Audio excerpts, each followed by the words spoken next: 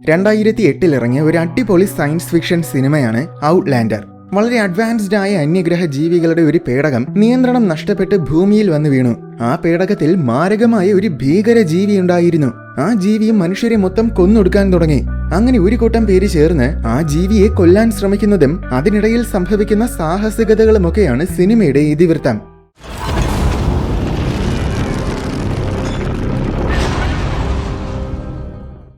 ആയിരം വർഷങ്ങൾക്ക് മുൻപ് വൈക്കിങ്സിന്റെ കാലഘട്ടത്തിലാണ് കഥ നടക്കുന്നത്.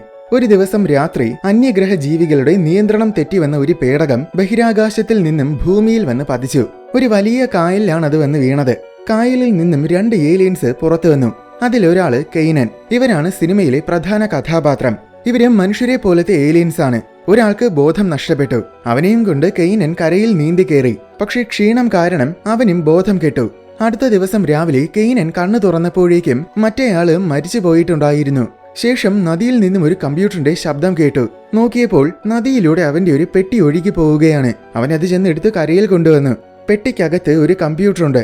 അവനത് ഓൺ ചെയ്തിട്ട് ഞാനിപ്പോ നിൽക്കുന്നത് എവിടെയാണെന്ന് ചോദിച്ചു. ഏലിയൻസിന്റെ എന്തോ ഒരു ഭാഷയിലാണ് അവനത് ചോദിച്ചത്. അപ്പോൾ കമ്പ്യൂട്ടർ അവനെല്ലാം പറഞ്ഞു കൊടുത്തു. ശേഷം ഒരു മെഷീന്റെ സഹായത്തോടെ ഭൂമിയെക്കുറിച്ചും ഭൂമിയിലെ സകല ജീവജാലങ്ങളെക്കുറിച്ചും പിന്നെ മനുഷ്യരുടെ ഭാഷകളും സംസ്കാരങ്ങളും അങ്ങനെ എല്ലാത്തിനെക്കുറിച്ചുമുള്ള മുഴുവൻ ഡേറ്റയും അവന്റെ ബ്രെയിനിലോട്ട് ഡൗൺലോഡ് ചെയ്തു. അതിനുശേഷം അവൻ ഇവിടുത്തെ ഭാഷ സംസാരിക്കാൻ തുടങ്ങി. പെട്ടിയിൽ ഒരു തോക്കുമുണ്ടായിരുന്നു. അവൻ അതെടുത്ത് ഉന്നമൊക്കെ കറക്റ്റ് ആണോ എന്നറിയാൻ വേണ്ടി വെറുതെ ഒരു മരത്തിനെ വെടിവെച്ച് നോക്കി. പിന്നെ അന്ന് മുഴുവൻ പരിശീലനവും ആഹാരം തേടി നടക്കലുമൊക്കെ ആയിരുന്നു. ശേഷം വൈകുന്നേരമായപ്പോൾ മരിച്ചവനെ കൃത്യമായിട്ട് അടക്കം ചെയ്തു. അടുത്ത ദിവസം രാവിലെ തന്നെ അവൻ തോക്കുമെടുത്ത് വേട്ടയ്ക്കിറങ്ങി. ആഹാരത്തിനു വേണ്ടി വേട്ടയാടുന്നതിലുപരി അവൻ പ്രതികാരത്തിനു വേണ്ടി ആരെയോ തേടുന്നത് പോലെയാണ് നമുക്ക് തോന്നുന്നത്. അങ്ങനെ കാട്ടിലൂടെ കുറെ ദൂരം നടന്ന് ഒരിടത്തെത്തിയപ്പോൾ ഉപേക്ഷിക്കപ്പെട്ടതുപോലത്തെ ഒരു ഗ്രാമത്തിലെത്തി. അവിടെ ഒരു തിമിംഗലം മരിച്ചു കിടക്കുന്നത് കണ്ടു. ഗ്രാമമാണെങ്കിൽ മൊത്തം നശിച്ചു കിടക്കുകയാണ്. പലയിടത്തും എന്തോ ഒരു ജീവിയുടെ നഖത്തിന്റെ പാട് പതിഞ്ഞു കിടക്കുന്നതും കാണാം. അത് താൻ തേടി നടക്കുന്ന ജീവിയുടെ പാടാണെന്ന് കെയ്നന് മനസ്സിലായി. ഉടനെ തൊട്ടടുത്ത് മരങ്ങൾക്കിടയിൽ എന്തോ ഒരു ശബ്ദം കേട്ടു. കെയ്നൻ പെട്ടെന്ന് അങ്ങോട്ട് ഓടി. പക്ഷെ അവിടെ എത്തിയതും കുതിരപ്പുറത്ത് വന്ന ഒരാള് പിന്നിലൂടെ വന്ന് അവനെ അടിച്ചിട്ടു. അതിന്റെ ആഘാതത്തിൽ അവന്റെ തോക്ക് ചെന്ന് തെറിച്ച് നദിയിൽ വീണ് നഷ്ടപ്പെടുകയും ചെയ്തു. ശേഷം ബോധം കെട്ട് കിടന്ന കെയ്നനെ കുറച്ചുപേര് ചേർന്ന് സമീപത്തുള്ള മറ്റൊരു ഗ്രാമത്തിലേക്ക് കൊണ്ടുപോയി. ഈ ഗ്രാമത്തിലെ നേതാവായ റോദ്ഗാർ അവന്റെ മകൾ ഫ്രേയയുമായിട്ട് ഫൈറ്റിംഗ് പ്രാക്ടീസ് ചെയ്യുകയായിരുന്നു. തനിക്ക് ശേഷം അടുത്ത നേതാവായിട്ട് വൂൾഫ്രിക് എന്നൊരുത്തനെയാണ് റോദ്ഗാർ തിരഞ്ഞെടുത്തിരിക്കുന്നത്. അതുകൊണ്ട് ഫ്രേയെ വൂൾഫ്രിക്കിന് വിവാഹം ചെയ്തു കൊടുക്കാനാണ് റോദ്ഗാറിന്റെ പ്ലാൻ. പക്ഷെ അവൾക്ക് അതിലൊട്ടും തന്നെ താല്പര്യമില്ല. അങ്ങനെ പ്രാക്ടീസിനിടയിൽ രണ്ടുപേരും കൂടെ അതും പറഞ്ഞ് തർക്കമായിരുന്നു. അവസാനം പ്രാക്ടീസ് തീർന്നതും അവിടെ വൂൾഫ്രിക് എത്തി. അവനെ കണ്ടതും ഫ്രേയ ദേഷ്യത്തിൽ അവിടെ നിറങ്ങിപ്പോയി. വൂൾഫ്രിക് ആണ് നേരത്തെ കെയ്നനെ പിടിച്ചത്. അവൻ ആ കാര്യം റോദ്ഗാറിനോട് പറഞ്ഞു. അവൻ നമുക്കറിയാവുന്ന ഒരു ഗോത്രത്തിലുമുള്ളവനല്ലെന്നാണ് വൂൾഫ്രിക് പറയുന്നത്. അതുപോലെ സമീപത്തുള്ള ഗ്രാമം നശിച്ചു കിടക്കുന്ന കാര്യവും അറിയിച്ചു. ഈ സമയം കെയ്നനെ ഗ്രാമത്തിന് മധ്യത്തിൽ കെട്ടിയിട്ടിരിക്കുകയായിരുന്നു. അവന്റെ വിചിത്രമായ വസ്ത്രങ്ങൾ കണ്ട് എല്ലാവരും കൗതുകത്തോടെ അവനെ നോക്കുകയാണ്. ശേഷം വൂൾഫ്രിക് വന്ന് കെയ്നനെ ചോദ്യം ചെയ്യാൻ വേണ്ടി അവനെ ഒരു കുടിലേക്ക് കൊണ്ടുപോയി. നീ എവിടുന്നാണ് വന്നതെന്ന് വൂൾഫ്രിക് ചോദിച്ചു. താൻ ഒരു ഏലിയൻ ആണെന്നൊക്കെ പറഞ്ഞാൽ എന്തായാലും ഇവര് വിശ്വസിക്കാൻ പോകുന്നില്ലെന്ന് കെയ്നൻ ഉറപ്പായിരുന്നു. അതുകൊണ്ട് അവൻ കള്ളമാണ് പറഞ്ഞത്. അങ്ങ് നോർത്തിൽ ഒരുപാട് അകലെ ഒരു ദ്വീപുണ്ട്. അവിടെ നിന്നുമാണ് ഞാൻ വരുന്നത്. ഒരു ഡ്രാഗനെ വേട്ടയാടാനാണ് ഞാൻ ഇവിടെ എത്തിയത് എന്നൊക്കെയാണ് കെയ്നൻ പറഞ്ഞത്. പക്ഷെ അവൻ പറയുന്നത് മൊത്തം കള്ളമാണെന്ന് വൂൾഫ്രിക്കിന് മനസ്സിലായി. അത് മാത്രമല്ല, നേരത്തെ കണ്ട ഗ്രാമത്തിനെ ഇവനായിരിക്കും ആക്രമിച്ചതെന്നാണ് വൂൾഫ്രിക് കരുതുന്നത്. അതുകൊണ്ട് മര്യാദയ്ക്ക് സത്യം പറയടാന്ന് പറഞ്ഞ് അവൻ കെയ്നനെ തല്ലി. ഇടയ്ക്ക് കെയ്നൻ എല്ലാവരെയും ഇടിച്ച് മറിച്ചിട്ടിട്ട് അവിടെ ഓടി രക്ഷപ്പെടാൻ നോക്കി. പക്ഷെ അവർ ഒരുപാട് പേരുണ്ടായിരുന്നതുകൊണ്ട് കുടിലിന്റെ വാതിൽ കടക്കുന്നതിന് മുൻപ് തന്നെ എല്ലാവരും കൂടെ അവനെ പിടിച്ചു. എന്നിട്ട് ഒരു തൂണിൽ കെട്ടിയിട്ടു. ശേഷം എല്ലാവരും പോയ തക്കത്തിൽ അവൻ ചുട്ടുപഴുത്ത ഒരു കമ്പി കൊണ്ട് കയ്യിൽ കെട്ടിയിരുന്ന കയറ് പൊട്ടിക്കാൻ നോക്കി. അപ്പോഴാണ് അവിടെ വൂൾഫ്രിക് പറഞ്ഞിട്ട് ഫ്രേയ കെയ്നന്റെ മുറിവുകളൊക്കെ വെച്ച് കെട്ടാൻ വന്നത്. അവൻ കെട്ടഴിക്കാൻ ശ്രമിക്കുന്നത് അവള് കണ്ടില്ല. ഈ സമയം വൂൾഫ്രിക് റോദ്ഗാറിനോട് സംസാരിക്കാൻ പോയി. സംഭവം ഗണ്ണർ എന്നൊരുത്തനാണ് നേരത്തെ കണ്ട നശിച്ചു കിടന്ന ഗ്രാമത്തിന്റെ ലീഡർ. അവനും റോദ്ഗാറും തമ്മിൽ പണ്ടേ തന്നെ കാര്യമായ പ്രശ്നങ്ങൾ ഉള്ളതാണ്. ഗണ്ണറും പടയാളികളും വില്ലേജിൽ ഇല്ലാത്ത സമയത്താണ് ആരോ ആ വില്ലേജിനെ അറ്റാക്ക് ചെയ്തിരിക്കുന്നത്. ഇനി അവൻ തിരിച്ചു വരുമ്പോൾ അവന്റെ വില്ലേജ് തകർത്തത് തീർച്ചയായും റോദ്ഗാറിന്റെ ആൾക്കാരായിരിക്കുമെന്ന് തന്നെ അവൻ കരുതും. അതുകൊണ്ട് അവൻ ഇങ്ങോട്ട് പ്രശ്നമുണ്ടാക്കാൻ വരുന്നതിന് മുന്നേ നമുക്ക് അങ്ങോട്ട് ചെന്ന് അവനോട് സംസാരിക്കാമെന്നാണ് റോദ്ഗാർ പറയുന്നത്. പക്ഷേ ഗണ്ണറിന്റെ അടുത്ത് സംസാരിക്കുന്നതിനോട് വൂൾഫ്രിക്കിന് യോജിപ്പില്ലായിരുന്നു. കാര്യം എന്താന്ന് വെച്ചാൽ പണ്ട് വൂൾഫ്രിക്കിന്റെ അച്ഛനെ കൊന്നത് ഗണ്ണറാണ്. അതിന്റെ പക ഇപ്പോഴും വൂൾഫ്രിക്കിന്റെ മനസ്സിലുണ്ട്. ശരിക്കും വൂൾഫ്രിക്കിന്റെ അച്ഛനായിരുന്നു ഈ ഗ്രാമത്തിലെ പണ്ടത്തെ നേതാവ്. അതുകൊണ്ടാണ് വൂൾഫ്രിക്കിനെ അടുത്ത നേതാവാക്കാൻ റോദ്ഗാർ തീരുമാനിച്ചത്. എന്തായാലും ഗണ്ണർ ഇങ്ങോട്ട് വന്നാൽ അവനെ ഞാൻ കൊന്നുകളയുമെന്ന് വൂൾഫ്രിക്ക് പറഞ്ഞു. പക്ഷേ നിന്റെ അച്ഛൻ കൊല്ലപ്പെട്ടതിന് കാരണം യഥാർത്ഥത്തിൽ നിന്റെ അച്ഛന്റെ അനാവശ്യമായ എടുത്തുചാട്ടമായിരുന്നു. ഒരു കാരണവുമില്ലാതെയാണ് അന്ന് നിന്റെ അച്ഛൻ ഗണ്ണറിനെ ആക്രമിക്കാൻ പോയത്. അങ്ങനെയാണ് നിന്റെ അച്ഛനെ അവൻ കൊന്നത്. അതേ എടുത്തുചാട്ടം ഇപ്പോൾ നിനക്കും കിട്ടിയിട്ടുണ്ട്. നിന്റെ അച്ഛന്റെ ഗതി നിനക്കും വരരുതെന്നാണ് എന്റെ ആഗ്രഹം. അതുകൊണ്ട് ഈ എടുത്തുചാട്ടം നീ മാറ്റിയേ പറ്റൂ. അത് മാറ്റിയില്ലെങ്കിൽ നിന്നെ ഞാൻ അടുത്ത നേതാവാക്കില്ല എന്നൊക്കെയാണ് റോദ്ഗാർ പറഞ്ഞത്. ഇവിടെ ഫ്രേയ കെയ്നന്റെ മുറിവുകൾ വെച്ച് കെട്ടുകയായിരുന്നു. അതിനിടയിൽ അവൻ കയ്യിലെ കെട്ടഴിച്ചു. എന്നിട്ട് അവളെയും അവിടെ നിന്ന് ഗോഡിനെയും അടിച്ച് തള്ളിയിട്ടിട്ട് അവൻ അവിടുന്ന് രക്ഷപ്പെട്ടു. പുറത്ത് മൊത്തം ഗോഡ്സ് ഉണ്ട്. അതുകൊണ്ട് രാത്രി സമയം ഇവിടുന്ന് പുറത്ത് കടക്കാമെന്ന് കരുതി അവൻ ഒരിടത്ത് ഒളിച്ചിരുന്നു. എന്നാൽ രാത്രി അവൻ എസ്കേപ്പ് ആകാൻ നിന്നതും ആരോ നിലവിളിക്കുന്ന ശബ്ദം കേട്ടു. ഉടനെ ഗോഡ്സ് അലാറം മുഴക്കി. വേഗം വൈക്കിങ്സ് എല്ലാം കുറെ ആയുധങ്ങളൊക്കെ എടുത്ത് റെഡിയായി.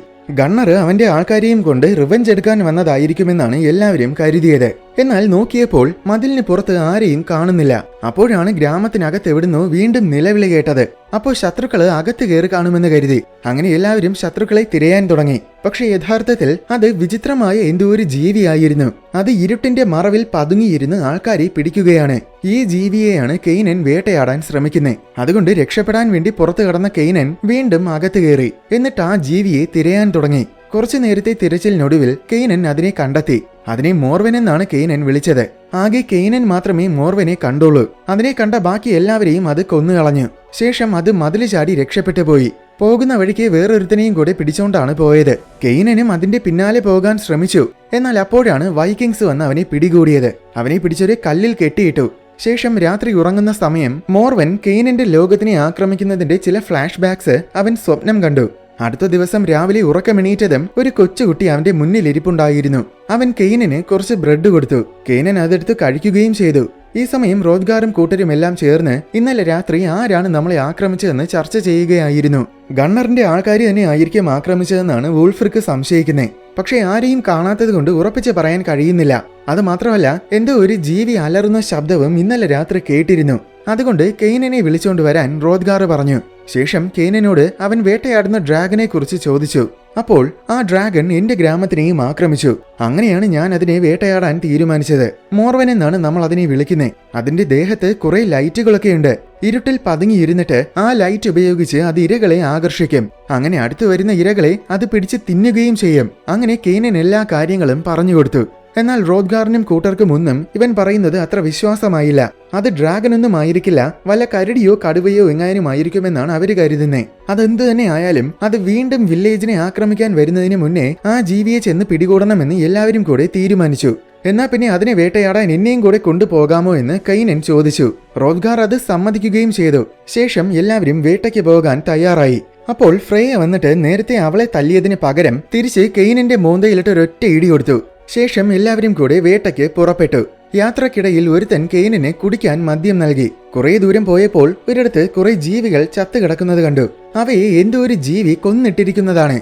എല്ലാവരും പല വഴിക്ക് തിരിഞ്ഞ് ആ ജീവിയെ കണ്ടെത്താമെന്ന് വൂൾഫ്രിക്ക് പ്ലാൻ ചെയ്തു. പക്ഷെ മോർവൻ വളരെ ശക്തിശാലിയാണ്. അതിനെ എതിർക്കണമെങ്കിൽ എല്ലാവരും ഒരുമിച്ച് നിന്നാലേ പറ്റുമെന്ന് കെയ്നൻ പറഞ്ഞു. എന്നാൽ റോദ്ഗാർ അത് കാര്യമാക്കിയില്ല. അങ്ങനെ രണ്ടുപേരടങ്ങുന്ന ഗ്രൂപ്പുകളായിട്ട് തിരിഞ്ഞ് എല്ലാവരും ആ ജീവിയെ തിരയാൻ തുടങ്ങി. അതിൽ രണ്ടുപേര് ഒരു ഗുഹയ്ക്ക് മുന്നിലെത്തി. ഗുഹയ്ക്ക് മുന്നിൽ ഒരുപാട് ജീവികൾ ചത്തുകിടക്കുന്നുണ്ട്. കുറച്ചു കഴിഞ്ഞതും ഗുഹയ്ക്ക് മുകളിൽ നിന്നവര് നിലവിളിക്കുന്ന ശബ്ദം കേട്ടു. ഉടനെ ബാക്കി എല്ലാവരും അവിടെ ഓടിയെത്തി. ഗുഹയ്ക്കുള്ളിൽ എന്തോ ഉണ്ടെന്ന് അവർക്ക് മനസ്സിലായി. അങ്ങനെ എല്ലാവരും ഉള്ളിൽ ചെന്ന് നോക്കിയപ്പോൾ ഉള്ളിൽ ഒരു വലിയ കരടിയെയാണ് കണ്ടത്. എല്ലാവരും കൂടെ അതിനെ ആക്രമിച്ചു. അത് തിരിച്ചും മാരകമായിട്ട് ആക്രമിക്കുന്നുണ്ട്. കുറെ നേരത്തെ ഫൈറ്റിനൊടുവിൽ അവസാനം കരടി റോദ്ഗാറിനെ കൊല്ലാൻ വന്നതും പെട്ടെന്ന് കെയ്നൻ അതിന്റെ തലയിൽ വാള് കുത്തിക്കേറ്റി. അങ്ങനെ അതിനെ കൊന്നുകളഞ്ഞു. തന്റെ ജീവൻ രക്ഷിച്ചതിന് പകരമായിട്ട് റോദ്ഗാർ കെയ്നനെ സ്വതന്ത്രനാക്കി. ശേഷം അന്ന് വൈകുന്നേരം എല്ലാവരും ഡൈനിങ് ഹാളിൽ ഇരുന്ന് ആഘോഷിക്കുകയായിരുന്നു. അതിനിടയിൽ അവിടെ കെയ്നൻ കയറി വന്നു. വൈക്കിങ്സിന്റെ വേഷവും ധരിച്ചാണ് അവൻ വന്നിരിക്കുന്നത്. ലീഡറിനെ രക്ഷിച്ചതുകൊണ്ട് ഇപ്പോൾ എല്ലാവർക്കും അവന് വലിയ കാര്യമാണ്. അവരിൽ ഒരാളായിട്ട് തന്നെയാണ് കെയ്നനെയും കാണുന്നത്. ഇന്നലെ രാത്രി ഗ്രാമത്തിനെ ആക്രമിച്ചതും കെയ്നൻ ഇത്രയും നാള് ഡ്രാഗൺ എന്നും പറഞ്ഞ് വേട്ടയാടിയിരുന്നതും ശരിക്കും ഈ കരടിയെ ആയിരുന്നുവെന്നാണ് എല്ലാവരും വിചാരിക്കുന്നത്. ആ സന്തോഷത്തിലാണ് ഈ ആഘോഷം. ശേഷം കെയ്നൻ ഹാളിൽ നിന്നിറങ്ങിയതും ഫ്രേയ വന്ന് അവളുടെ അച്ഛനെ രക്ഷിച്ചതിന് നന്ദി പറഞ്ഞു. അപ്പോൾ ഗ്രാമത്തിനെ ആക്രമിച്ചത് ഈ കരടിയാണെന്നാണ് നിന്റെ ആൾക്കാരെ വിചാരിക്കുന്നത്. പക്ഷെ അത് യഥാർത്ഥത്തിൽ മോർവനായിരുന്നു. അതിനെ നിങ്ങൾ ആരും കണ്ടിട്ടില്ല. അത് തീർച്ചയായും ഇനിയും ആക്രമിക്കാൻ വരും. ഈ കാര്യം നീ എങ്ങനെയെങ്കിലും നിന്റെ ആൾക്കാരെ പറഞ്ഞ് മനസ്സിലാക്കണം എന്നൊക്കെ കെയ്നൻ പറഞ്ഞു കൊടുത്തു. അത് പറഞ്ഞു തീർന്നതും ഗണ്ണറും അവന്റെ ആൾക്കാരും ഗ്രാമത്തിനകത്ത് കയറി ആക്രമിക്കാൻ വന്നു. പിന്നെ രണ്ടു കൂട്ടരും തമ്മിൽ പൊരിഞ്ഞ ഫൈറ്റായി. ഇടയ്ക്ക് ഗണ്ണർ റോദ്ഗാറിനെ കൊല്ലാൻ വന്നപ്പോൾ വീണ്ടും കെയ്നൻ വന്ന് റോദ്ഗാറിനെ രക്ഷിച്ചു. ഗണ്ണറിന്റെ കൂടെ ഇനി കുറച്ച് ആൾക്കാരേയുള്ളൂ. ബാക്കിയുള്ളവരേക്ക് വൂൾഫ്രിക്കും ടീമും കൂടെ കൊന്നുകളഞ്ഞു. അതുകൊണ്ട് ഇനി നമുക്ക് എന്തായാലും ജയിക്കാൻ പറ്റില്ലെന്ന് പറഞ്ഞ് ഗണ്ണറിന്റെ ആൾക്കാര് അവനെയും പിടിച്ച് വലിച്ചുകൊണ്ട് അവിടുന്ന് രക്ഷപ്പെട്ടു പോയി. ശേഷം കെയ്നന്റെ മുറിവുകളൊക്കെ വെച്ച് കെട്ടുന്നതിനിടയിൽ ഗണ്ണറിന്റെ ഗ്രാമവും ഈ ഗ്രാമവും തമ്മിലുള്ള പ്രശ്നം എന്താണെന്ന് ഫ്രേയ പറഞ്ഞു കൊടുത്തു. സംഭവം പണ്ട് വൂൾഫ്രിക്കിന്റെ അച്ഛൻ ഈ ഗ്രാമത്തിന്റെ ലീഡർ ആയിരുന്ന സമയം ഒരിക്കൽ സമീപത്തുള്ള കുറെ വില്ലേജുകളെ ഒരുമിച്ച് കൂട്ടി അകലെയുള്ള വലിയൊരു സമ്പന്നമായ വില്ലേജിനെ ആക്രമിക്കാൻ പോയിരുന്നു. അന്ന് ഗണ്ണറിന്റെ വില്ലേജും വരാമെന്ന് പറഞ്ഞിരുന്നതാണ്. പക്ഷെ കൃത്യസമയത്ത് അവര് വാക്ക് പാലിച്ചില്ല. അതിനുശേഷമാണ് ഈ രണ്ട് വില്ലേജും തമ്മിൽ ശത്രുക്കളായത്. ഈ സമയം വില്ലേജിന് സമീപത്ത് തന്നെ ഗണ്ണറും കൂട്ടരും ഉണ്ടായിരുന്നു. അടുത്ത ദിവസം തന്നെ റോദ്ഗാറിന്റെ വില്ലേജിനെ വീണ്ടും ആക്രമിക്കാനാണ് അവരുടെ പ്ലാൻ. അങ്ങനെ അതിനെക്കുറിച്ച് ചർച്ച ചെയ്യുന്നതിനിടയിൽ അവിടെ മോർവനെത്തി. അത് ഇരുട്ടിന്റെ മറവിലിരുന്ന് ഓരോരുത്തരെയുമായിട്ട് കൊല്ലാൻ തുടങ്ങി. കൂടെയുള്ളവരെ കാണാതാകാൻ തുടങ്ങിയപ്പോൾ എല്ലാവരും ആകെ പരിഭ്രാന്തരായി. വൂൾഫ്രിക്കും ടീമും അവരെ ഒളിച്ചിരുന്ന് ആക്രമിക്കുന്നതായിരിക്കുമെന്നാണ് അവർ കരുതിയത്. എന്നാൽ അവസാനം അവർ മോർവനെ കണ്ടു. ആദ്യം പേടിച്ചോടാതെ അവരതിനെ ആക്രമിച്ചു. പക്ഷെ എത്ര ശ്രമിച്ചിട്ടും അതിനെ ഒന്നും തന്നെ ചെയ്യാൻ പറ്റുന്നില്ല. അതുകൊണ്ട് ഒടുവിൽ വേറെ നിവൃത്തിയില്ലാതെ അവശേഷിക്കുന്ന എല്ലാവരും കൂടെ റോദ്ഗാറിന്റെ വില്ലേജിനെ ലക്ഷ്യമിട്ട് ഓടി. ഞങ്ങൾ കീഴടങ്ങിയെന്നും പറഞ്ഞാണ് അവർ വന്നത്. പക്ഷെ ഇത് ചതിക്കാനുള്ള അവരുടെ പ്ലാൻ ആയിരിക്കുമെന്ന് കരുതി അവരെ അമ്പയ്യാൻ വൂൾഫ്രിക്ക് പടയാളികളോട് പറഞ്ഞു. എന്നാൽ കെയ്നന് കാര്യം പിടികിട്ടി. അവൻ പെട്ടെന്ന് ഓടിച്ചെന്ന് വില്ലേജിന്റെ ഗേറ്റ് തുറന്നു കൊടുത്തു. അങ്ങനെ ഗണ്ണറും കൂട്ടരും അകത്ത് കയറി രക്ഷപ്പെട്ടു. അപ്പോൾ ഗേറ്റിന് പുറത്ത് കുറച്ചകലെ വിചിത്രമായ ഒരു പ്രകാശം ഒരു മനുഷ്യനെ കൊല്ലുന്നത് കണ്ട് എല്ലാവരും അത്ഭുതത്തോടെ അങ്ങോട്ട് നോക്കി. ഇപ്പോ അതിന്റെ പൂർണ്ണ രൂപം എല്ലാവർക്കും കൃത്യമായിട്ട് കാണാം. ശേഷം അത് അവിടുന്ന് കാട്ടിലേക്ക് കയറി ഓടിപ്പോയി. അങ്ങനെ ആദ്യമായിട്ട് എല്ലാവരും മോർവനെ കണ്ടു. അപ്പോൾ കെയ്നൻ പറഞ്ഞത് സത്യം തന്നെ ആയിരുന്നുവെന്ന് എല്ലാവർക്കും ബോധ്യമായി. അടുത്ത ദിവസം രാവിലെ എല്ലാവരും കൂടെ മോർവനെ കുറിച്ച് ചർച്ച ചെയ്തു. മോർവനെ വെട്ടിയപ്പോൾ ഒരു പാറയിൽ വെട്ടിയതുപോലെയായിട്ടാണ് എനിക്ക് തോന്നിയതെന്ന് ഗണ്ണർ പറഞ്ഞു. അത് നിനക്ക് ആരോഗ്യമില്ലാത്തതുകൊണ്ടായിരിക്കുമെന്ന് പറഞ്ഞ് വൂൾഫ്രിക്ക് അവനെ കളിയാക്കി. എന്നാൽ ഗണ്ണർ പറയുന്നത് സത്യമാണെന്ന് കെയ്നനും പറഞ്ഞു. കാരണം അതിന് പാറ പോലെ കട്ടിയുള്ള പുറം തോടുണ്ട്. എത്ര വെട്ടിയാലും ഏൽക്കില്ല. അത് മാത്രമല്ല, അത് ഭയങ്കര വേഗത്തിലാണ് നമ്മളെ ആക്രമിക്കുന്നത്. അതുകൊണ്ട് അതിനെ അങ്ങോട്ട് ചെന്ന് വേട്ടയാടുന്നത് മണ്ടത്തരമായി പോകും. അതിന് പകരം അതിനുവേണ്ടി നമുക്കിവിടെ ഒരു ട്രാപ്പ് സെറ്റ് ചെയ്ത് വെക്കാമെന്നാണ് കെയ്നന്റെ അഭിപ്രായം.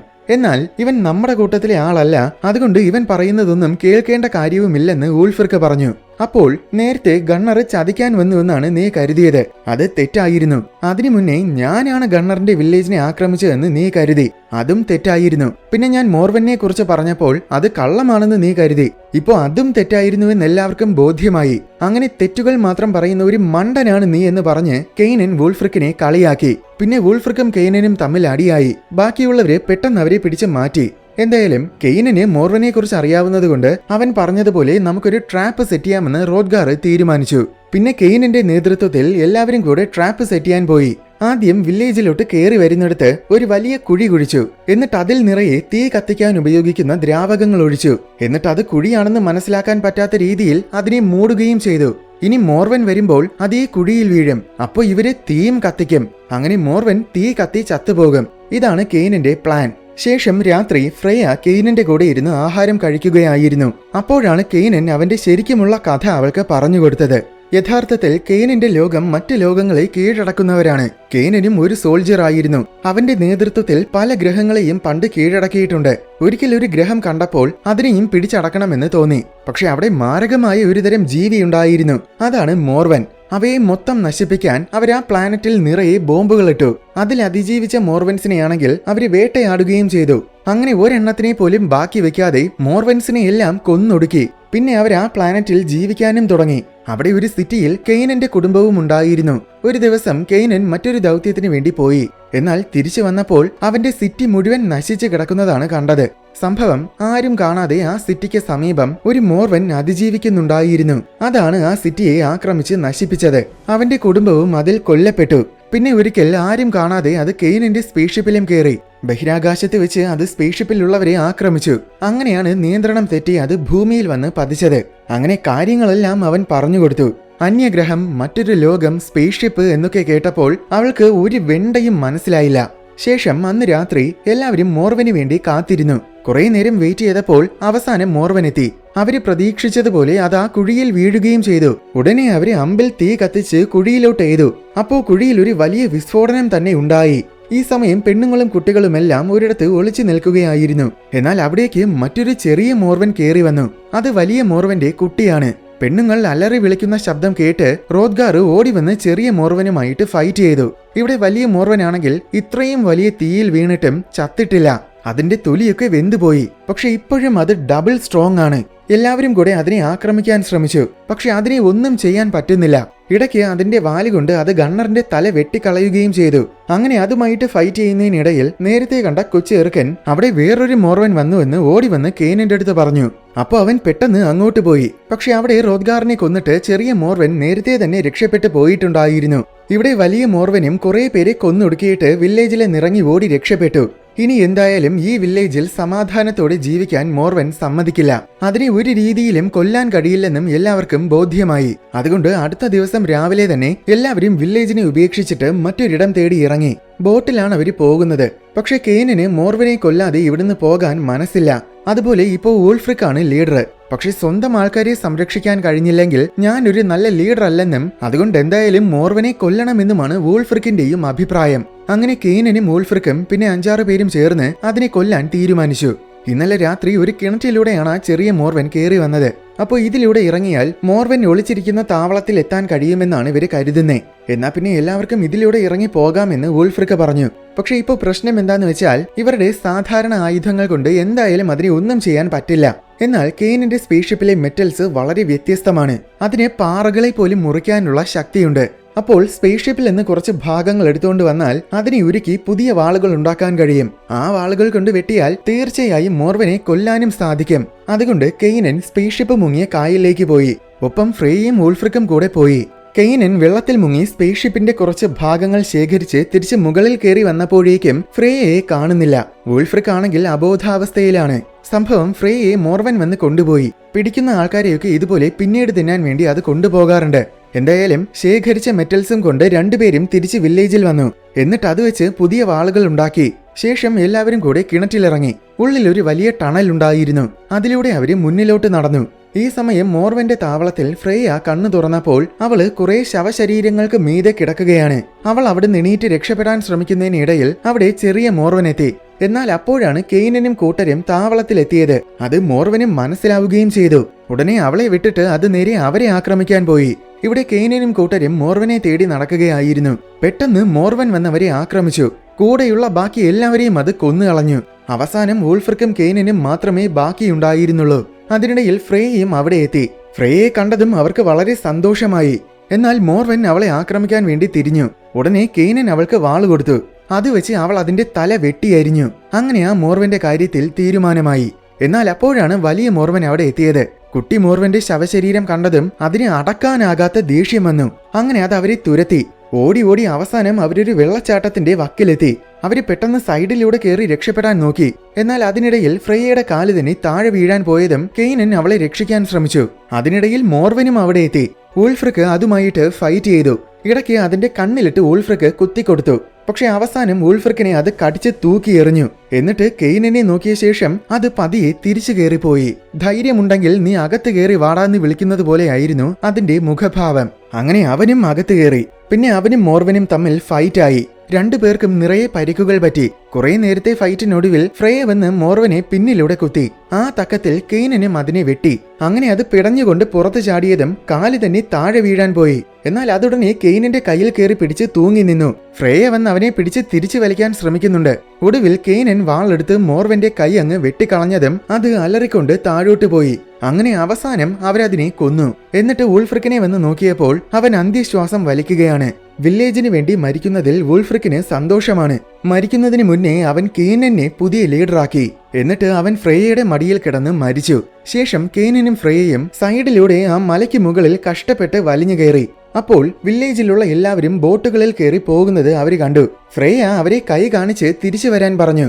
ഇനി മോർവൻ ഇല്ലാത്തത് കൊണ്ട് അവർക്ക് പഴയ വില്ലേജിൽ തന്നെ ധൈര്യമായിട്ട് ജീവിക്കാം. ശേഷം ഫ്രേയയോട് ഗുഡ് ബൈ പറഞ്ഞിട്ട് കെയ്നൻ അവിടുന്ന് പോയി. അവൻ ഇതെങ്ങോട്ടാണ് പോകുന്നതെന്ന് കൗതുകം തോന്നിയ ഫ്രേയ അവൻ കാണാതെ അവനെ ഫോളോ ചെയ്തു. അന്ന് രാത്രി കെയ്നൻ അവന്റെ കമ്പ്യൂട്ടറിന്റെ പക്കലെത്തി. എന്നിട്ട് അത് വെച്ച് അവൻ സിഗ്നൽ അയച്ചു. ഇതെല്ലാം ഫ്രേയ ഒളിച്ചിരുന്ന് കാണുന്നുണ്ടായിരുന്നു. കുറച്ചു കഴിഞ്ഞതും മുകളിൽ നിന്നും ഒരു സ്പേസ്ഷിപ്പ് ഇറങ്ങി വരുന്നത് കണ്ടു. എന്നാൽ കെയ്നിന് തിരികെ പോകാൻ മനസ്സ് വന്നില്ല. ഇവിടെ ഫ്രേയയുടെ കൂടെ ജീവിക്കാനാണ് അവൻ ഇഷ്ടം. അതുകൊണ്ട് അവൻ ആ കമ്പ്യൂട്ടറിനെ അങ്ങ് തകർത്ത് കളഞ്ഞു. അപ്പോൾ ആ സ്പേസ്ഷിപ്പും തിരിച്ചുപോയി. ശേഷം അടുത്ത ദിവസം രാവിലെ റോദ്ഗാറിനെയും വോൾഫ്രിക്കിനെയും ബഹുമതികളോടെ അവരെ അടക്കം ചെയ്തു. ഫ്രേയയെ അവൻ വിവാഹം കഴിച്ചു. ഇനി കെയ്നനായിരിക്കും ഇവരുടെ പുതിയ നേതാവ്. കെയ്നൻ ഒരു ദൈവമാണെന്നും ഇന്നലെ സ്വർഗത്തിൽ തിരിച്ചു പോകാൻ അവൻ അവസരം കിട്ടിയിട്ടും വില്ലേജിന് വേണ്ടി അവൻ തിരിച്ചു പോകാതെ നിൽക്കുകയാണെന്നുമാണ് ഫ്രേയ വിശ്വസിക്കുന്നത്. അങ്ങനെ എല്ലാം സന്തോഷത്തോടെ അവസാനിക്കുന്നതോടെ സിനിമയും തീരുകയാണ്.